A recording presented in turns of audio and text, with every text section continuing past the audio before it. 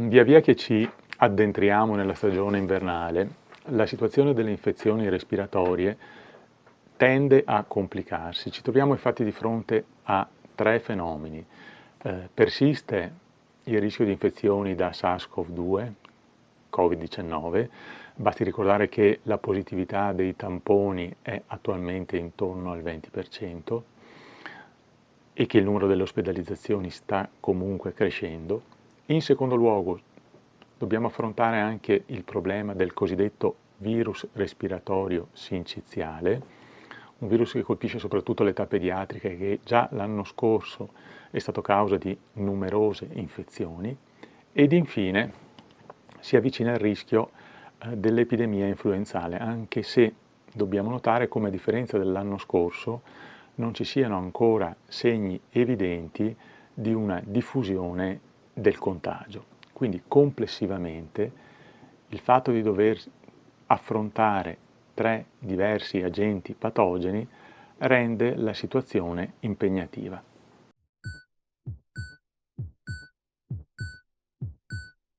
Allo scopo di evitare il rischio di contagio, dobbiamo mantenere alcune delle misure che tutti noi abbiamo conosciuto durante Covid. È importante usare la mascherina quando si frequentino ambienti affollati e chiusi.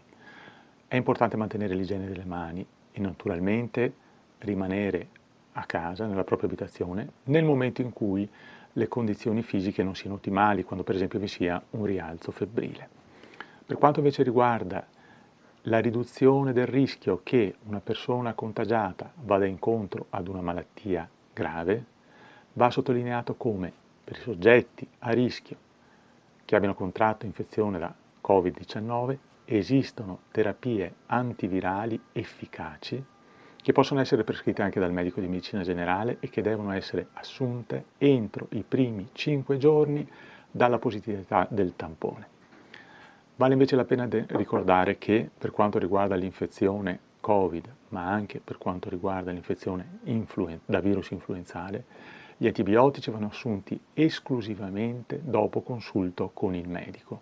Infatti, assumere inappropriatamente antibiotici non è utile e provoca quale unico effetto quello di determinare lo sviluppo di resistenze alla stessa terapia farmacologica.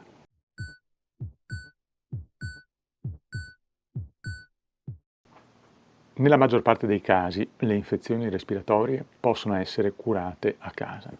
Ci sono delle condizioni in cui è opportuno rivolgersi al pronto soccorso.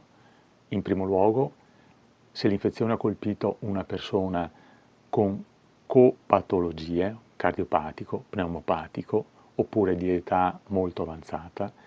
In secondo luogo, se la persona colpita dall'infezione riporti dispnea, e cioè sensazione di mancanza di fiato, e in terzo luogo, nel caso in cui la polsossimetria, cioè quella semplice misura che molti di noi hanno imparato ad utilizzare durante Covid, la polsossimetria misurata al dito, fornisca un valore di saturazione ossimoglobinica uguale o inferiore al 92%. Qualora siano presenti queste tre condizioni, a fronte di un'infezione respiratoria è opportuno rivolgersi al pronto soccorso.